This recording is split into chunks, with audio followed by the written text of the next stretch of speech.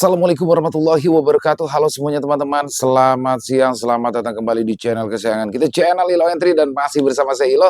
Dimanapun teman-teman berada, semoga teman-teman selalu dalam keadaan sehat walafiat tanpa kekurangan satu apapun. Amin amin ya robbal alamin. Dan pada kesempatan yang baik ini, saya masih akan membawakan kisah petualangan Tori di kota Xinjiang, yang mana ini adalah part pamungkas dari perjalanan Tori di tanah Xinjiang. Waduh, ini jadi part endingnya teman-teman ya. Jadi ini adalah part endingnya teman-teman ya. Saya juga ingin mengucapkan terima kasih kepada Sinta Diary atas izinnya untuk saya bisa membawakan kisah yang luar biasa ini. Dan buat teman-teman yang suka baca, wajib banget nih ngunjungin karya karsanya Sinta Diary, karena kisahnya keren-keren banget di sana teman-teman ya. Dan oke, sebelum kita masuk ke dalam kisahnya, buat teman-teman yang mungkin belum subscribe channel Ilo Entry, yuk bisa diklik dulu tombol subscribe. Jangan lupa lonceng notifikasinya dinyalakan agar teman-teman selalu mendapatkan notifikasi dari konten-konten yang akan kami upload di setiap harinya. Dan untuk channel Ilo Entry kami upload setiap hari teman-teman, setiap siang jam 12 siang waktu Indonesia bagian Barat. Oke, nggak pakai berlama-lama lagi, pasti udah gak sabaran kan untuk masuk ke dalam kisahnya. Kita langsung saja masuk ke dalam kisahnya. Dari halaman belakang rumah Bang Ilo, kita menuju ke kota Xinjiang.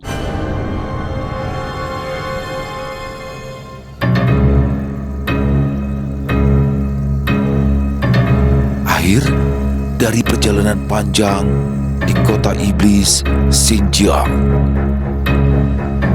Kota iblis Xinjiang. Setelah perang besar melawan Ratu Iblis berakhir, semuanya tidak ada yang bersantai. Tori dan Master Elemen lainnya secara pribadi diundang ke alam naga. Tentu saja hal itu membuat Jaka sedikit kecewa dan berkecil hati karena tidak ikut diundang. Ki Sabto sebagai seorang ayah mengerti betul apa yang difikirkan oleh anaknya. Bagi Jaka yang mengejar kekuatan di jalan spiritual pergi ke dunia atas adalah harapan semua orang untuk meraih pencapaian yang lebih tinggi lagi, pemahaman, pengalaman, dan kekuatan. Dunia bawah sangat terbatas. Hanya pada titik tertentu saja mereka bisa mendapatkan kemampuan spiritualnya, bukan karena bakat yang membuat potensi mereka terbatas, tapi karena sumber energi spiritual di dunia bawah hanya mencakup pada batasan tertentu, sehingga potensi seseorang akan berhenti pada titik tertentu dan sulit untuk menerobos ke ranah yang lebih tinggi lagi. Guru besar, misi kita telah selesai. Apa yang harus kita lakukan sekarang? Apa kita akan segera kembali? Kita sudah cukup jauh terlibat. Sepertinya kita tidak perlu terlibat lagi. Bukan karena aku takut, tapi dengan kemampuan kita saat ini, kita tidak bisa terlibat lebih jauh lagi di sini, ucap Ki Joyo. Ya, aku setuju dengan Ki Joyo. Kita semua bisa sudah selamat, sudah sangat bersyukur. Semua itu karena keberuntungan. Tapi kita masih terus terlibat. Aku takut tidak ada keberuntungan seperti sebelumnya, Ki Setia menambahkan. Aku adalah seorang instruktur, seorang pengajar spiritual, tapi kemampuanku sangat kurang. Aku akan berlatih keras setelah ini, meskipun harus mundur untuk saat ini dan tidak terlibat untuk sementara waktu, kata Ki Salak. Ya, aku juga ingin berlatih. Jadi kapan kita akan pulang, guru besar? Sahut Ki Jagat. Jika begitu kita akan segera pulang. Pun bisa menyusul nanti. Lagi pula kita sudah bertemu dengan teman-temannya, balas Ki Sabto. Kalian pulang saja. Aku akan tetap di sini. Banyak hal yang masih ingin aku lakukan di sini, saut Jaka. Jaka, kami itu kemari karena ingin menjemput kamu. Apa-apaan ucapanmu itu? Jangan keras kepala, Jaka. Apa kau tahu seberapa khawatir ya guru besar? Ucap Ki Setia. Aku bukan anak kecil lagi yang harus dikhawatirkan. Jika ingin pulang, maka pulanglah kalian, balas Jaka. Cukup, tolong dengarkan Jaka. Apa kau tidak belajar dengan situasi yang kita alami sebelumnya? Kita bisa saja kehilangan rekan dan orang terdekat kita. Kita masih beruntung bisa selamat. Jadi tolong mengerti Jaka, sahut Ki Joyo. Kita tidak perlu harus kembali jika ingin berlatih. Tempat ini lebih baik daripada tempat kita. Aku paham betul dengan situasinya dan aku tidak ingin keras kepala. Tapi jalan spiritual memang berbahaya. Sebagai seorang ahli spiritual sudah sewajarnya kita menghadapi segala resiko. Mau lari kemanapun, kita tidak akan pernah lolos dari jerat spiritual. Jadi untuk apa repot-repot mundur? Itu hanya menunda waktu, balas Jaka. Kau jauh lebih sekeras batu dibandingkan diriku dulu. Ya sudah, kita tunda untuk pulang. Lagi pula kita di sini juga gratis. Ucap Ki Sato. Sudah, tidak perlu gelisah. Apa yang dikatakan Jaka ada benarnya. Di sini adalah tempat yang lebih baik untuk berlatih. Walaupun sebenarnya sama saja mau itu di Nusantara sekalipun, hanya saja bedanya aku adalah master semesta di wilayah ini, jadi aku memiliki kehendak dan wewenang lebih di sini. Baihu, kata Ki Sabto kemudian memanggil si Fang Baihu. Baihu muncul dari tanah leluhur. Ada apa manusia?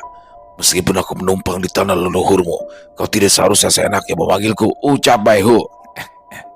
Jangan begitu Baihu, bukannya kita sudah berteman. Aku hanya ingin minta tolong, antarkan kami ke tempat nadi semesta berada, pinta Ki Sabto. Jangan bercanda manusia. Kau memanggilku hanya untuk mengantarkanmu ke tempatnya. Jangan kelewatan. Dan satu hal lagi, jangan seenaknya berikan nama kepada hewan suci. Nama yang dimiliki oleh setiap hewan suci mencerminkan dirinya. Jadi sembarangan berikan mereka nama yang aneh. Balas Baihu. Kami lupa jalan dan arahnya. Jadi tolong antarkan kami Baihu yang gagah perkasa. Ngomong-ngomong, apa ada yang salah dengan nama yang aku berikan kepada mereka? Kata Ki Sabto. Kau beri nama siapa serigala emas manusia? Oh, Dewa Sirun, kata Ki Sabto. Apa itu Sirun manusia keparat? Baihu marah. Ki Seten dan lainnya menahan tawa. Serigala emas itu memiliki banyak kemampuan, salah satunya pengetahuan yang luas. Jadi aku memberikan dia nama Wasirun, wawasan luas yang tidak pernah menurun. Balas Ki Sabto bercanda. Serigala emasnya namanya adalah Jalu, dengan nama asli Jaluka. Nama yang aneh. Cepat naik, tidak perlu buang waktu. Baihu bersedia mengantar. Terima kasih kawanku. Semuanya ayo naik, ucap Ki Sabto. Pegangan yang erat, tidak peduli kalian jatuh, aku meninggalkan kalian, tegas Baihu. Baihu, ya, kau adalah sosok yang gagah perkasa dan berotot kuat. Aku punya nama bagus untukmu, Gatot, sosok gagah berotot. Tidak mau. Wah, padahal itu bagus. Bagaimana kalau tidak? Terima kasih. Ki Seten tidak bisa menahan tawanya hingga tawanya menular kepada yang lain. Sesaat kemudian, selamat datang kalian semuanya. Biasanya aku tidak seramah ini dengan kehadiran sosok lain, tapi kali ini pengecualian karena kalian memiliki kontribusi yang cukup dalam melawan para iblis. Meskipun kalian lemah, kalian tidak kenal takut. Aku mengakui keberanian kalian, tapi kalian hanya beruntung bisa selamat. Untuk itu kalian harus bertambah lebih kuat. Jika kalian menghadapi situasi serupa, kalian bisa menghadapinya. Atas permintaan Master Semesta, aku akan membantu kalian, sambung Nadi Semesta dan langsung mengatakan ke intinya. Maaf Tuan Nadi Semesta, bantuan apa yang ingin Anda berikan? Tanya Ki Joyo. Aku belum selesai bicara, dengarkan saja. Bantuan yang akan aku berikan ini bukanlah sesuatu yang instan. Kalian harus tetap berusaha dengan kemampuan kalian sendiri. Aku akan memberikan kesempatan kepada kalian untuk menjadi seorang Master Semesta. Satu wilayah hanya ada satu nadi semesta seperti aku, dan hanya ada satu orang Master Semesta. Namun setiap wilayah memiliki beberapa dunia kecil, dan dunia kecil tersebut juga memiliki nadi semesta. Karena ada sebuah dunia, sudah pasti ada nadi semesta sebagai penopang. Meskipun itu hanya dunia kecil, tapi jika kalian mampu menundukkan nadi semesta di dalamnya dan mengakui kalian sebagai masternya, kalian akan mendapatkan kekuatan besar. Langsung saja aku tunjukkan seperti apa itu dunia kecil. Jelas nadi semesta sambil menggerakkan tangannya.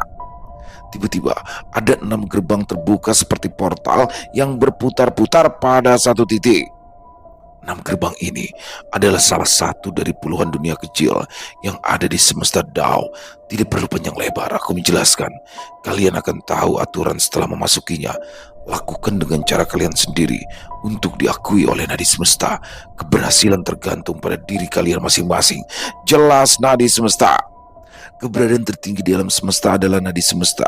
Kedua adalah dunia kecil sumbernya, baru kemudian makhluk yang ada di alam semesta tersebut Jaka. Yang pertama langsung masuk ke dalam dunia kecil tanpa tahu apa yang harus dilakukan, kemudian disusul oleh yang lainnya. Mereka memiliki tujuan yang sama, yaitu untuk menjadi lebih kuat. Menundukkan nadi semesta tidaklah mudah. Berhasil atau tidak tergantung dengan kemampuan masing-masing. Duel antara Suyoto dan Kiren masih berlanjut sengit. Cukup lama mereka saling mengimbangi satu sama lain. Mereka sama-sama mengerahkan seluruh kemampuannya. Tidak ada yang berani berada dalam jangkauannya. Kau cukup kuat. Ternyata rumor itu benar, bahwa kau pernah membuat kekacauan di kota iblis, ucap Kiren. Aku bingung harus bersikap apa. Apakah harus senang atau tidak? Kau telah melakukan dosa besar. Sudah banyak korban jiwa di tanganmu. Ini saatnya mengakhirinya. Balas Suyoto. Niat ingsun, ajiku Komara Geni. Tidak hanya Desta yang menguasai ajian Komara Geni, Suyoto juga mempelajarinya meskipun tidak setinggi tingkatannya dari milik Desta. Setelah Desta mendapatkan paduan lengkapnya dari Mbak Gareng, tapi Suyoto memiliki kemampuan istimewa, yaitu elemen cahaya. Paduan antara api dan cahaya membuat ajian Komara Geni menjadi tajam, lebih memiliki daya rusak tinggi daripada kekuatan penghancur. Nyonya, teriak Monaye. Kiren mengalami luka yang cukup berat. Serangan api Komara milik Suyoto tidak membakar, tapi menyayat jiwa dan membakar dari dalam. Sudah berakhir. Apa ada kata terakhir? Kata Suyoto. Ning. Sepertinya tidak ada yang perlu dikatakan. Baiklah, matilah dengan damai iblis putih. Suyoto melakukan serangan terakhir. Hentikan dia, lindungi Nyonya, bagaimanapun caranya. Perintah Monaye. Monaye panik. Dia memerintahkan semua jenderal iblis untuk menolong Kiren, tapi sayangnya hal itu tidak bisa dilakukan. Para prajurit bawahan Suyoto mencegahnya. Berdar! Tidak! Tidak diketahui apa yang terjadi. Suyoto tiba-tiba terpental ke belakang. Berdiri sosok misterius yang melindungi Kiren. Sudah cukup. Tolong hentikan Master Dwi. Tori akhirnya tiba tepat waktu. Kiren atau tak lain adalah Sinta selamat dari maut. Pada saat-saat kritis, Tori datang dan langsung menghalau serangan Suyoto. Tidak diragukan lagi, Kiren adalah Sinta. Hanya Tori yang benar-benar mengetahuinya. Walaupun wujud Sinta agak berbeda, tapi Tori sangat yakin jika dia adalah Sinta. Dia bukan Karakan Desta. Setauku dia pengguna tombak. Bagaimana bisa dia menahan seranganku hanya dengan tangan kosong? Gumam Suyoto. Hei, kau rekan Desta bukan? Dan orang yang memiliki peran sangat penting karena menyelamatkan aku. Mengesampingkan atas perbuatan mulia dirimu saat itu. Saat ini ada tugas yang harus aku selesaikan. Mengingat kau cukup dekat dengan keponakanku. Kau juga sama saja seperti keponakanku. Jadi tolong minggir, akan aku selesaikan, ucap Suyoto. Dengan segala hormat Paman Suyoto, tolong izinkan aku menanganinya. Aku telah mendengar banyak kejahatan yang dilakukan oleh iblis putih, tapi dia adalah seseorang yang sangat berarti untukku. Tolong serahkan masalah ini dengan caraku, pinta Tori. Kau masih muda dan ceroboh. Jika kau tiba-tiba muncul di sini dan ikut campur, kau bisa menyebabkan perang besar yang akan kembali tumpah. Kau adalah salah satu larangan untuk muncul di sini. Bagaimana jika Ratu Iblis menyadari? Apa kau bisa menanggung konsekuensinya? Jelas Suyoto. Aku tahu Paman. Aku tidak bermaksud untuk ikut campur. Aku hanya... Kiren tiba-tiba saja mengamuk. Dia menjadi jauh lebih kuat dari sebelumnya. Tori refleks mundur. Sementara itu, pasukan Pri tidak lagi tertolong. Hanya menunggu sedikit waktu saja hingga semuanya terbantai habis. Prajurit klan Barba menggempur sisi lain dari belakang pasukan iblis. Nyonya Monaye, ada musuh merepotkan menyerang belakang pasukan kita. Apa perlu kita berikan bantuan? Ucap salah satu jenderal iblis. Tidak perlu, kita fokus dengan apa yang ada di depan. Jangan terpecah, segera hancurkan para pasukan wanita itu. Kita bisa menangani yang di belakang setelah itu. Balas Monaye. Sesuai perintah, kata salah satu jenderal iblis. Para pasukan Pri masih bertahan mati-matian dengan situasi yang makin terdesak. Kita tidak akan bisa bertahan lebih lama lagi jika situasinya tidak berubah. Apa yang harus kita lakukan? Ucap Sima. Dari awal kita sudah kalah jumlah. Aku pikir mereka bisa diandalkan, tapi nyatanya mereka sama sekali tidak membantu dan hanya membawa masalah baru untuk kita. Kau mengundang mereka, Sima. Situasi sekarang ini karenamu. Balas Sasa. Sasa, hentikan. Mulutmu tajam sekali. Jangan menambah masalah. Kita sudah mendapatkan masalah yang merepotkan. Siren pasti sedang memikirkan sesuatu. Kita harus bertahan lebih lama. Saud Saron. Sekeras apapun aku berpikir, aku sama sekali tidak menemukan jalan keluarnya. Jika terus seperti ini kami akan habis. Ayo pikirkan sesuatu. Sial, gumam Siren. Jedes. Energi yang kuat tiba-tiba mengempaskan para iblis yang sedang menekan Pri. Apa yang terjadi? Siren terkejut melihat para iblis tiba-tiba terempas. Lihat di atas yang melayang itu, dia adalah tidak mungkin, apa aku bermimpi? Ucap para prajurit peri yang sepertinya mengenali sosok yang sedang melayang di udara. Siapakah yang mereka lihat? Tuan, kita segera sampai. Sepertinya iblis putih sudah melakukan serangan. Ucap Pauka. Wush. Tori membuka buku jiwanya. Klan Barba langsung dikerahkan. Bersama pasukan singa terbang, klan Barba dipimpin oleh Orza dan Erza menyelinap ke belakang musuh.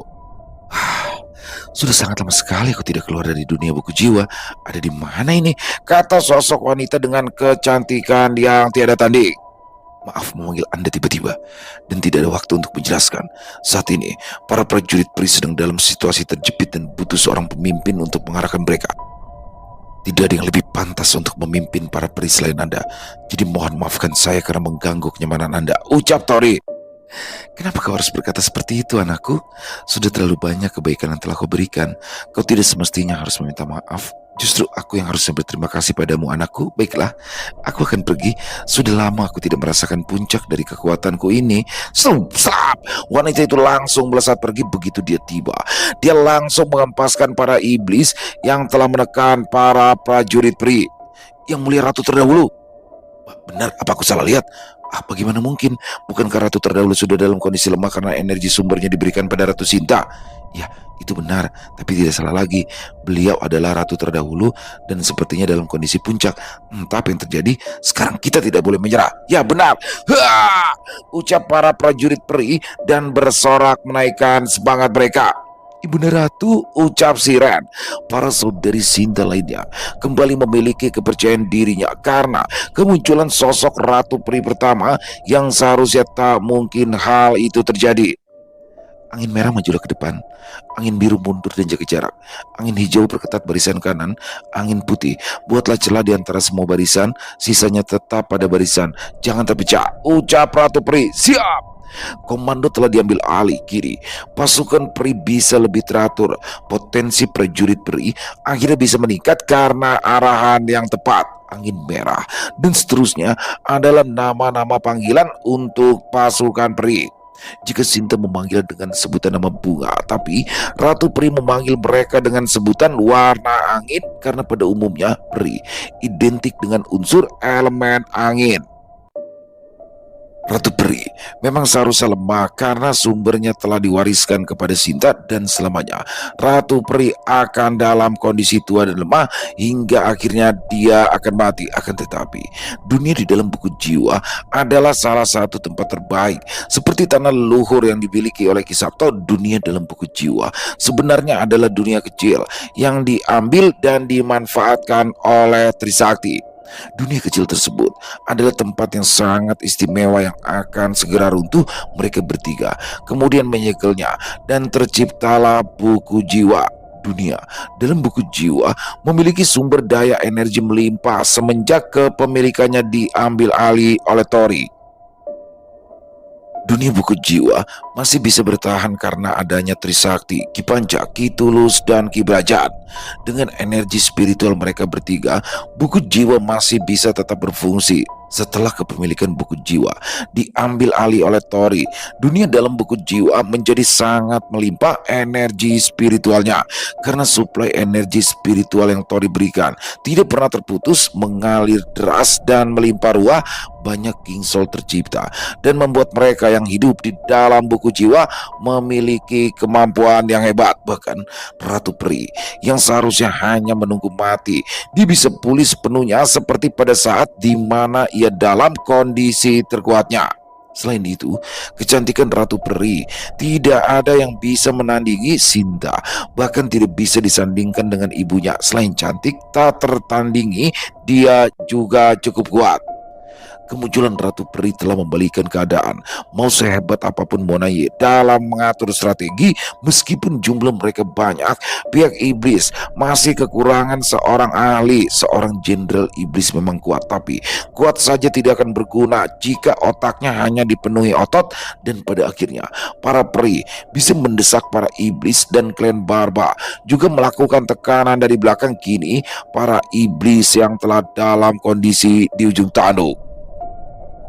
Angin kencang bertiup mengelilingi Kiren. Anginnya sangat tajam yang mampu menyayat batu seperti kertas dengan kekuatan sebesar itu. Tori takut Kiren atau Sinta tidak akan mampu menahannya. Tori akhirnya nekat masuk dalam pusaran angin yang mematikan tersebut. Sasrat! Ah! Jiwa Tori seperti tersayat-sayat ribuan pedang. Jika bukan karena jiwanya memiliki jiwa naga yang kuat, dia pasti sudah hancur tercabik-cabik. Sinta, istriku, sadarlah, ucap Tori sambil melindungi kepalanya. Sinta, matanya memutih. Semakin lama energinya semakin besar. Tori tak kuat menahannya. Grep! Tori langsung memeluk Sinta. Sudah cukup istriku, sudah cukup. Aku tidak apa-apa. Semuanya baik-baik saja, ucap Tori. Maafkan aku suamiku. Sinta akhirnya tersadar siapa dirinya. Dia sangat sedih harus membuat Tori mengalami siksaan karena dirinya. Wah, ternyata begitu. Tidak peduli perbedaan yang mereka miliki, perasaan dan cinta tidak mengenal batas. Kini aku mengerti, dia berusaha melindungi iblis putih. Iblis putih itu tak lain adalah istrinya yang dimanfaatkan oleh para iblis. Gumam Suyoto. Master Dui telah bertarung dengan sengit melawan iblis, tapi iblis putih berhasil kabur. Master Dui kehilangan jejaknya. Apa kalian semuanya dengar? Seru Suyoto kepada bawahannya. Dengar sangat jelas, Master, balas mereka. Terima kasih, Paman, ucap Tori.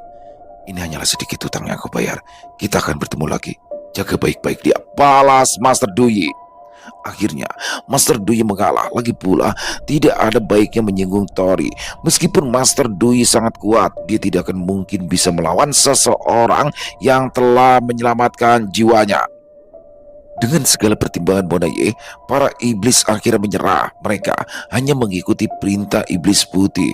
Meskipun Kiren sudah dalam kondisi tersadar dan menjadi semula, Bonaye tetap mengikutinya. Tidak peduli iblis putih itu sebenarnya adalah seorang peri, karena tidak ada tempat baginya untuk pergi. Begitu juga dengan para jenderal iblis dan para prajurit iblis lainnya. Jika mereka kembali dengan kabar kekalahan iblis putih, maka mereka semua pasti akan dieksekusi. Saat Sinta menjadi Kiren, dia juga sangat peduli dengan para bawahannya. Sikapnya tersebut membuat para bawahannya menjadi sangat setia, terutama Monaye. Meskipun harus mengkhianati bangsa iblis, Monaye tidak keberatan asal ia bisa tetap melayani Kiren. Dengan izin Tori, Monaye dan lainnya pun diterima. Kini mereka menjadi pasukan tersembunyi bersama Bloody, Red Baron dan lainnya. Dengan adanya Bonaye dalam kelompok mereka, kini mereka menjadi sulit untuk dikalahkan, dan pasukan ini disebut sebagai pasukan malam sunyi yang bertindak secara diam-diam dan dibantu oleh organisasi Zendan untuk mengumpulkan informasi dan juga melemahkan musuh. Iblis putih akhirnya bisa dihentikan. Seperti yang sudah Tori perkirakan bahwa iblis putih Kiren itu adalah Sinta. Tidak hanya bisa menghentikan Sinta, namun para iblis yang menjadi bawahannya juga tunduk. Setidaknya ada 10 jenderal iblis sejati dan ratusan lebih prajurit iblis yang memiliki tingkatan jenderal iblis biasa. Yang lebih hebat lagi, Monaye yang menjadi sosok ditakuti karena kejeniusannya juga telah ikut bergabung. Tentu saja kehilangan Monaye telah mengurangi kekuatan bangsa iblis dalam titik tertentu. Meskipun secara kekuatan Monaye hanyalah seorang jenderal iblis biasa, tapi pemikirannya sangat mematikan. Tapi korban tetap tidak bisa dihindari. Klan Barba, pasukan peri dan iblis sama-sama mengalami jatuhnya korban. Tidak ada hasil yang lebih baik tanpa adanya pengorbanan. Meskipun tidak semuanya bisa diselesaikan dengan kekerasan, tapi di alam spiritual kekuatan adalah segalanya. Mereka hanya tunduk kepada yang lebih kuat. Suamiku, aku bisa sendiri. Sinta berusaha untuk berdiri. Jangan memaksakan diri, istriku, balas Tori. Sinta hanya tersenyum kecil sambil mengarahkan pandangannya pada Tori dengan tulus. Sebenarnya aku merasa ada yang aneh dengan diriku.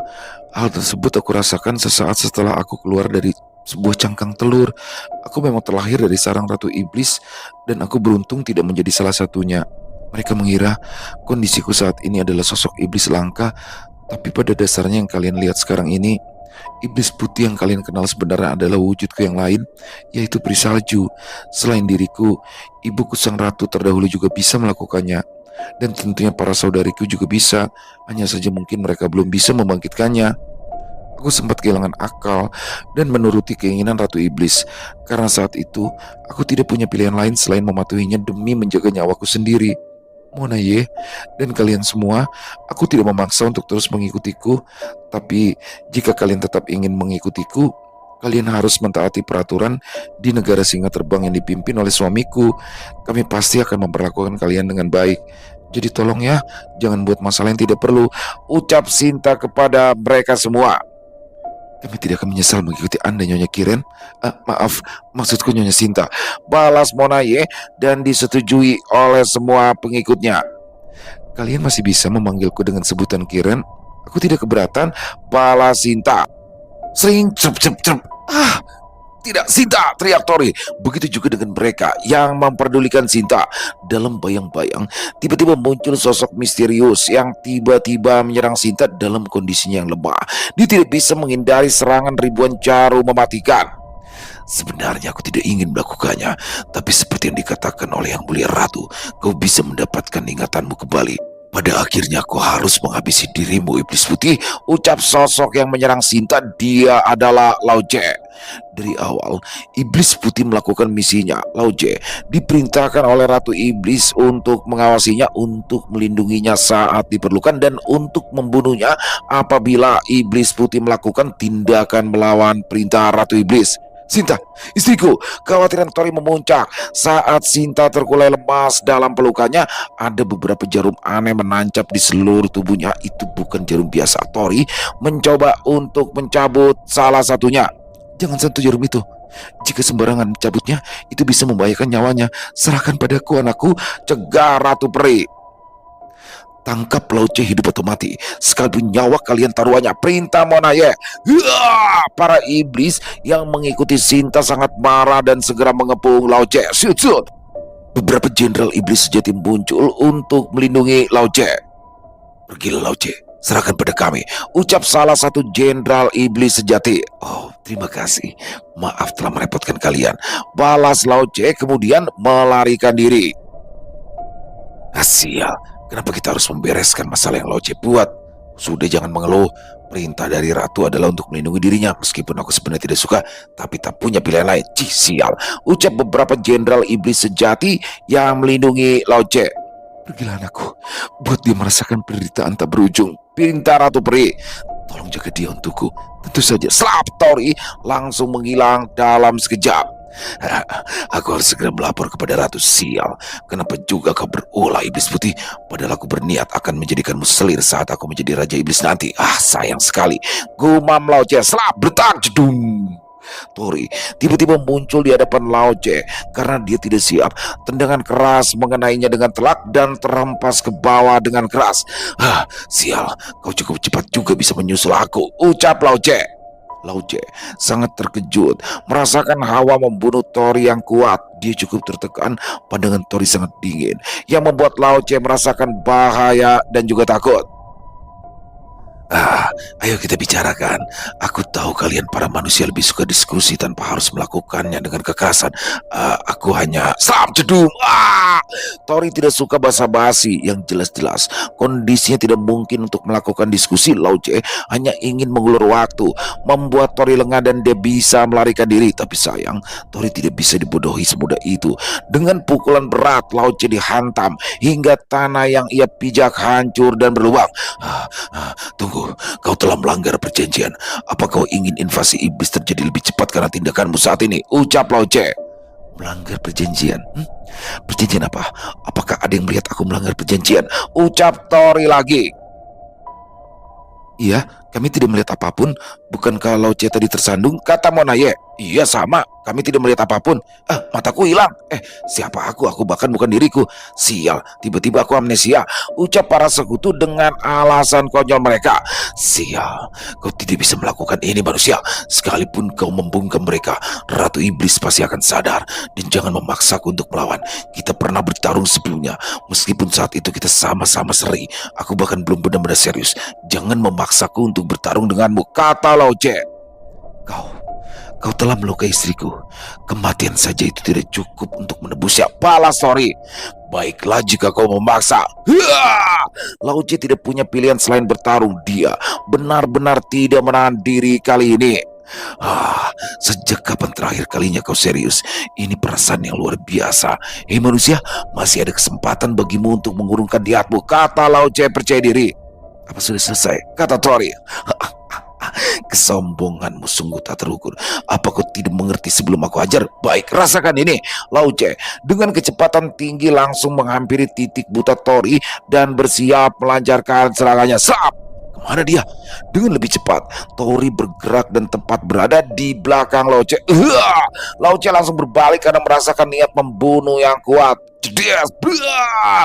Pukulan keras Lao Che terima. Siut, jedung. Tori tidak memberikan kesempatan. Serangan beruntun dilancarkan tanpa sempat bagi Lao Che untuk membalas.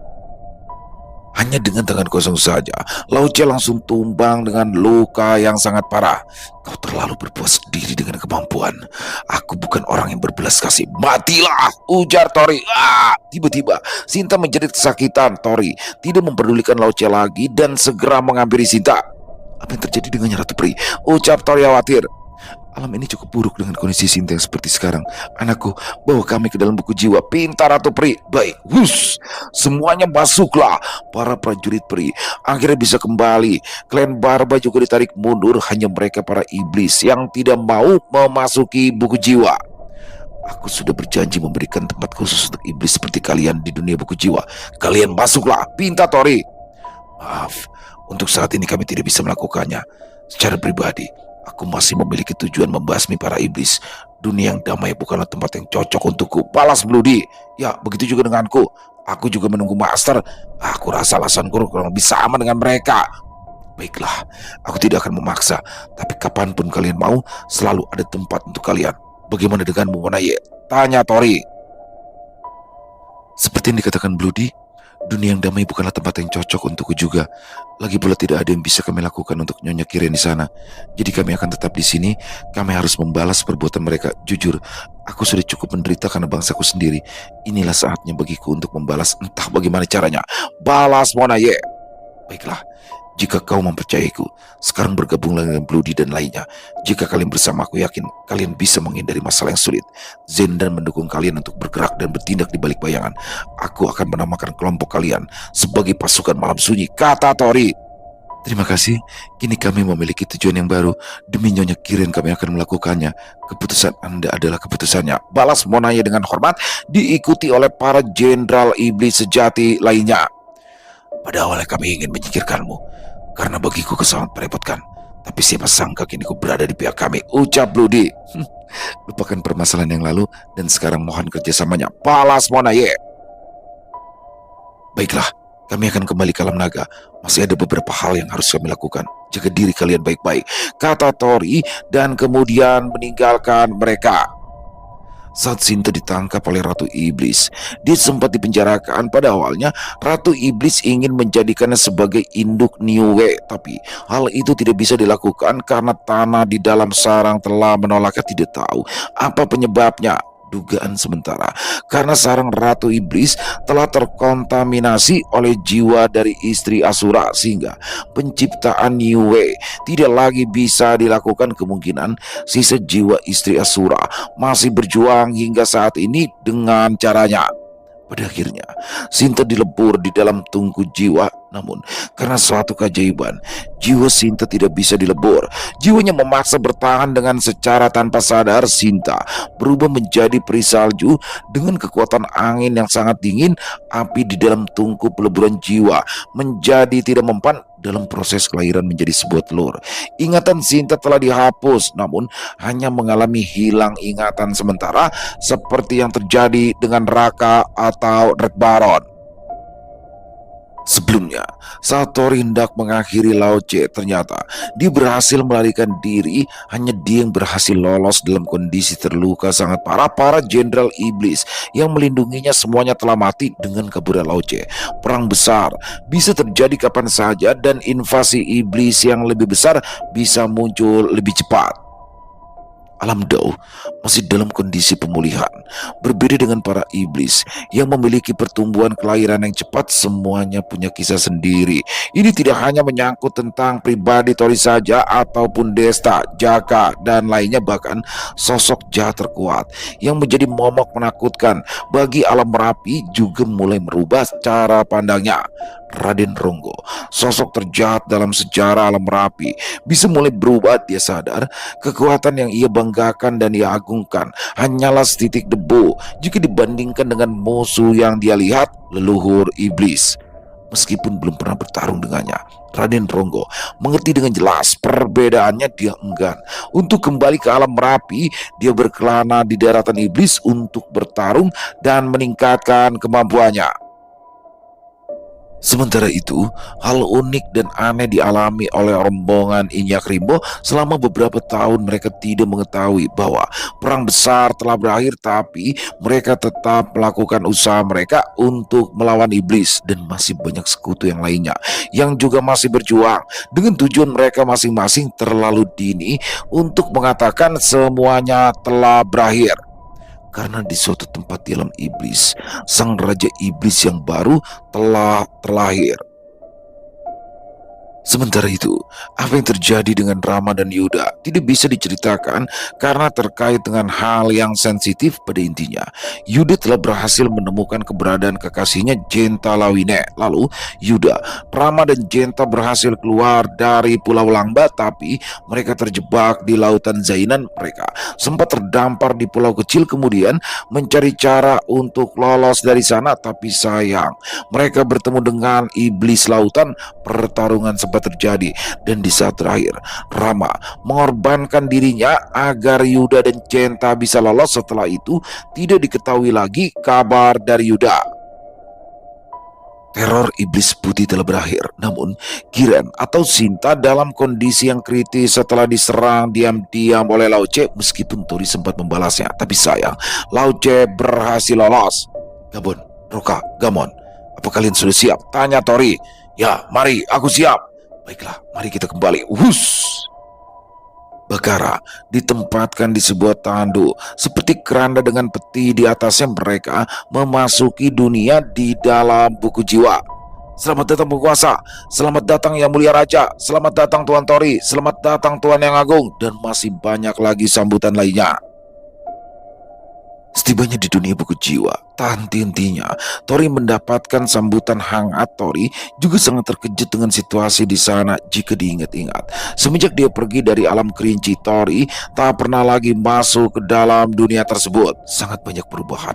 Menara jiwa yang ada di dalam buku jiwa menjadi pusat kota negara singa terbang. Kini dunia dalam buku jiwa tidak seperti dulu lagi. Padang kematian yang merupakan tempat paling panas dan tandus kini sudah menjadi padang rumah yang hijau. Banyak tumbuh pepohonan yang rindang, sungai-sungai mengalir dengan jernih, dengan udara yang segar mengandung energi spiritual yang murni. Semuanya memiliki kontribusi besar dalam mengembangkan negara singa terbang. Klan pohon sangat berperan penting dalam menghijaukan wilayah. Klan air, klan barba, klan zen, dan masih banyak lagi juga memiliki kontribusi mereka sendiri. Itulah dunia impian yang hampir mirip dengan mimpi yang pernah Tori alami. Meskipun berbeda secara teknologi, pada dasarnya dunia tersebut adalah milik Tori. Dia penguasanya, dia hukumnya, dan segalanya adalah miliknya. Tori berjalan dengan santai. Semua memperhatikannya, terutama apa yang sedang dibawa oleh Gabon dan Gamon. Peti siapa itu? Mana aku tahu. Jangan-jangan harta itu. Penguasa kok sedia? Seperti itu bukan harta, ucap para penghuni dunia singa terbang. Tori naik di atas altar, tepat berada di depan pagoda jiwa seperti panggung. Semua makhluk berbagai macam bentuk telah mengerumuninya bahkan sebelum Tori.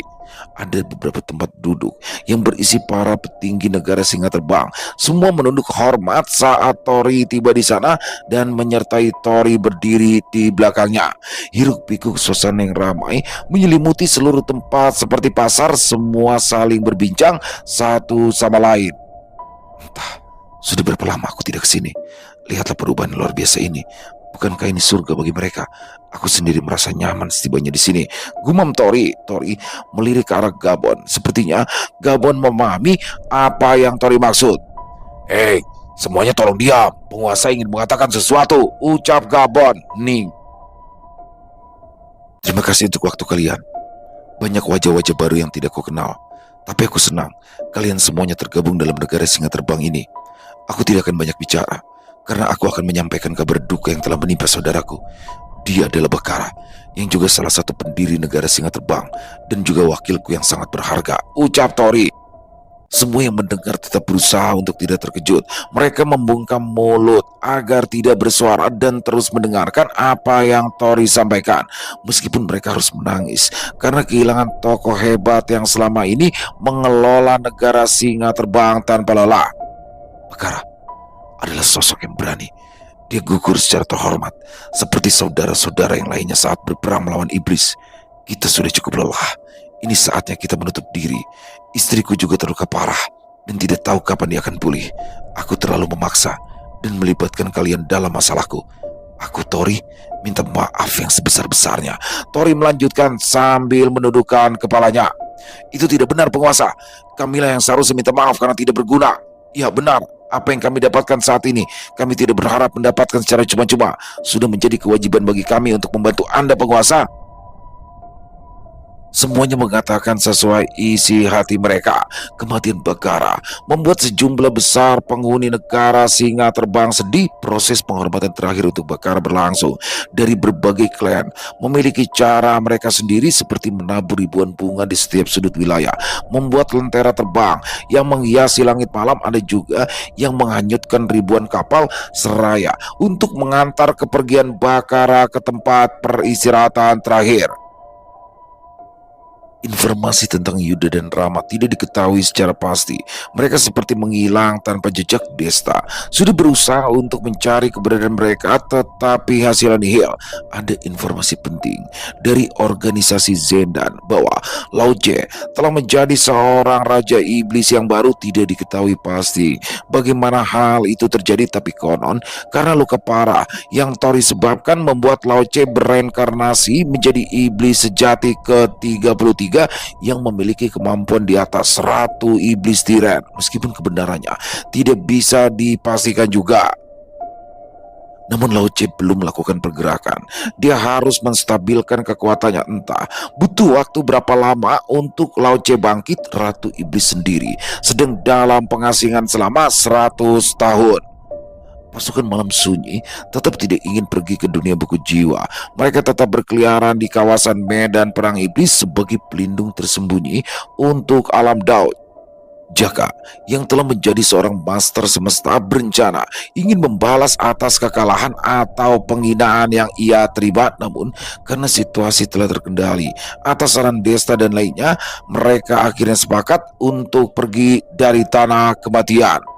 Dugu diperintahkan oleh Jaka untuk tetap berada dalam kelompok malam sunyi karena Jaka dan lainnya akan datang kembali saat tiba waktunya.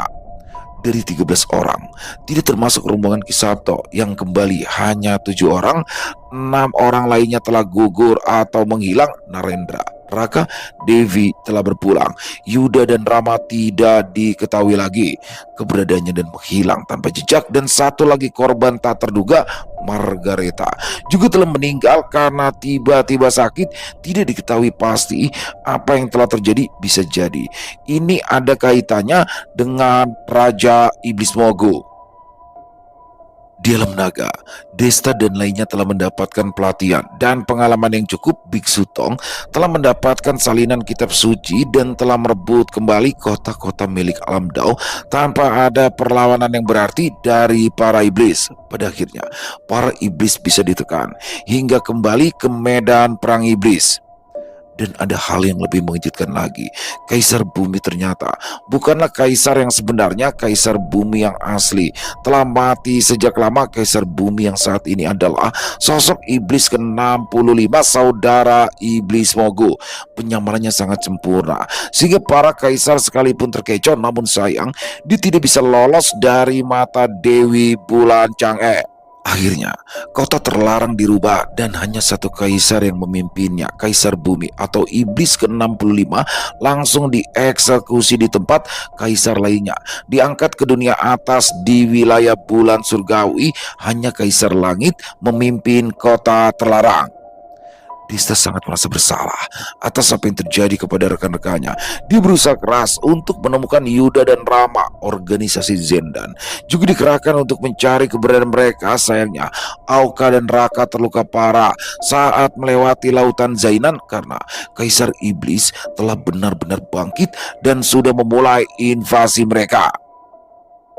Dugaan sementara, Yuda dan Rama terjebak di Pulau Lamba. Ada kemungkinan juga mereka terlibat dengan iblis lautan ini karena menurut sumber dari Direktur Sylvie, saudari Desta, Pulau Lamba tidak pernah ada. Tapi dari kacamata spiritual yang dikatakan beberapa master spiritual di sana, Pulau Lamba adalah pulau hidup yang sebenarnya itu adalah makhluk kura-kura yang sangat besar. Kura-kura tersebut berada di sana, duduk di atas piramida di bawah air untuk menyegel Kaisar Iblis. Dulunya, kura-kura itu hidup, tapi sudah mati jutaan yang lalu karena Kaisar Iblis telah bangkit. Pada akhirnya, tubuh besar kura-kura itu tidak bisa lagi menahan untuk menyegel piramida tersebut. Tenggelam beserta semua yang ada di atasnya. Tori dan lainnya sudah cukup bertindak di luar batas. Pada awal, mereka hanyalah ingin mencari keberadaan Suyoto dan pada akhirnya Paman Desta tidak bisa diselamatkan. Dan semenjak Suyoto bertemu dengan Tori, setelah itu tidak ada yang tahu di mana dia berada. Desta juga nampak diam. Sepertinya ada sesuatu yang sensitif mengenai masalah keluarganya yang membuat Desta enggan untuk menceritakan kepada yang lainnya terkait menghilangnya Suyoto. Ada dugaan bahwa Suyoto ikut ke dunia atas bersama Chang'e. Ada juga yang mengatakan dia dan pasukannya masih secara sembunyi-sembunyi melawan para iblis seperti yang dilakukan oleh pasukan Balam Sunyi. Setelah kejadian di tanah kematian di kota iblis Xinjiang, sebagian instruktur padepokan Guntur Geni mengakhiri aktivitas spiritualnya. Rio, Diva, Rizka juga telah meninggalkan aktivitas spiritualnya. Tori juga telah kembali dengan kehidupan sehari-harinya. Begitu juga dengan Pon dan Aditya juga kembali melakukan bisnis yang sebelumnya ia lakukan. Desta juga telah memutuskan untuk pergi ke Jepang untuk meneruskan mewarisi pekerjaan orang tuanya. Hanya jika seorang yang masih menggeluti dunia spiritual tanpa tahu kapan dia akan berhenti. Beberapa bulan atau sekitar 2 tahun kemudian. Sudah berapa lama aku tidak kemari? Tidak ada perubahan yang signifikan, ucap Tori sambil memandangi pantai Parangtritis di sebuah hotel mewah yang belum lama berdiri. Tapi ini baru pertama kalinya aku kemari, Bang. Meskipun suasananya seperti pantai-pantai pada umumnya, hanya saja entah kenapa aku merasakan ada sesuatu yang istimewa saja dengan lokasi ini. Balas Rizka. Ya, saat itu Tori dan Rizka sudah bertunangan. Sudahlah, tidak perlu menilai dengan pandangan yang berbeda. Kita di sini untuk bersenang-senang, tidak perlu menyinggung dunia spiritual lagi, kata Tori sambil meneguk minuman dingin di tangannya. Maaf, Bang. Meskipun aku sudah berniat berhenti, selalu saja ada godaan untuk mengintipnya. Kamu hebat, Bang. Bisa benar-benar melupakan begitu saja. Rizka sedikit menjelaskan. Ya, memang dunia spiritual itu sangat candu seperti narkoba. Asal ada kemauan, kita pasti bisa berhenti. Balas Tori. Rizka memeluk lengan Tori dan menyenderkan kepalanya di bahunya. Kenyataannya tidak seperti yang Tori katakan. Dia cukup hebat dalam menyembunyikan hasratnya akan dunia spiritual pada malam harinya. Tori secara sembunyi-sembunyi melakukan perjalanan roh. Dia ingin mengunjungi kerajaan pantai selatan. Saat itu Tori sudah bisa melakukan meraga sukma seorang diri tanpa harus dibantu oleh Sinta. Ada yang aneh dengan tempat ini. Ini terlalu tenang. Kemana para makhluk yang biasanya lalu lalang di sekitaran pantai? Coba aku lihat lebih dalam. Mungkin ada sesuatu perayaan besar hingga tempat ini menjadi sepi, kata Tori dalam hati. Tori masuk lebih dalam, menuju ke lokasi istana Ratu Kidul berada. Belum begitu jauh Tori melangkah, dia terpaksa harus berhenti. Ada apa ini? Ada apa? Tori tidak bisa menutupi keterkejutannya. Kerajaan Ratu Kidul yang tidak pernah tertembus itu kini berada dalam kehancuran. Semuanya hancur, hanya tinggal puing-puing yang berserakan. Tidak ada satupun makhluk, semuanya seperti menghilang di telan lautan. Selesai. Wow, luar biasa. Kisah petualangan Tori di kota Iblis Shinji yang akhirnya selesai ya. 7 season, 34 episode ya. Panjang pakai banget. Dan di sini akhirnya juga selesai. Bagaimana ya, nggak ada yang kalah, nggak ada yang menang. Akhirnya pada akhirnya perang hanya berhenti untuk sementara waktu sampai nanti 100 tahun ya. Jadi perbedaannya itulah 100 tahun di dunia sana sama di dunia sini beda. Dan di sini bagaimana ending ini bener-bener apa ya? Cukup ini juga ya, karena Tori ternyata bersama Rizka dan dia sudah bertunangan bersama Rizka. Waduh, terus nasibnya Sinta gimana? Iblis putih itu adalah Sinta kan? Terus bagaimana nih nasibnya Sinta? Dan ini akan berlanjut nanti ke segitiga penuh muda ya teman-teman ya. Waduh, pasti makin penasaran. Pinter aja deh Minkan ya, bikin kita penasaran. Dan di sini semua tokoh-tokohnya Desta balik berangkat ke Jepang untuk bekerja. Di sana ada pekerjaan orang tuanya dan cuma Jaka yang masih mendalami hal spiritual ya. Jadi semuanya berhenti itu, termasuk Tori berhenti. Tapi ya begitulah teman-teman ya. Orang yang sudah masuk ke dalam dunia itu akan sulit untuk tidak kembali lagi. Jadi seperti candu ya. Rasa ingin kembali lagi seperti yang di endingnya itu ketika Tori iseng-iseng main ke tempatnya Nyi Roro Kidul, ternyata menemukan hancur gitu istananya. Wah, makin penasaran aja. Tapi keren banget kisahnya ya. Jadi penasaran juga untuk bagaimana nanti di segitiga bermuda. Sekali lagi terima kasih Sinta Diary, Mingka, terima kasih, kisahnya sungguh luar biasa dan semoga kisah ini bisa menghibur teman-teman semua para pecinta penikmat horor misteri.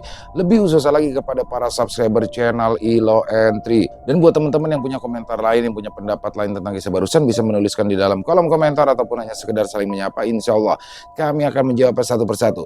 Buat teman-teman yang suka dengan videonya, bisa diklik tombol like, tombol jempolnya, boleh juga dibantu di share ya link videonya ini ke teman-teman yang lain agar juga ikut merasa terhibur. Dan buat teman-teman yang belum subscribe, sekali lagi yuk bisa diklik tombol subscribe. Jangan lupa lonceng notifikasinya juga dinyalakan agar teman-teman selalu mendapatkan notifikasi dari konten-konten yang akan kami upload selanjutnya. Dan kami juga ingin mengucapkan terima kasih ya kepada seluruh teman-teman yang sudah selalu setia hadir, yang sudah selalu mendukung kami, karena teman-temanlah kami selalu bersemangat berkarya di setiap harinya. Di akhir kata, saya Ilo mengucapkan permohonan maaf apabila mungkin dalam pembawaan kisahnya barusan ada kata-kata saya yang salah ataupun ada kata-kata saya mungkin yang kurang berkenan. Saya mohon dibukakan pintu maaf yang seluas-luasnya. Sampai berjumpa lagi besok jam 12 siang masih bersama saya Ilo di channel Ilo Entry. Salam sehat, sukses selalu untuk kita semua. Wassalamualaikum warahmatullahi wabarakatuh.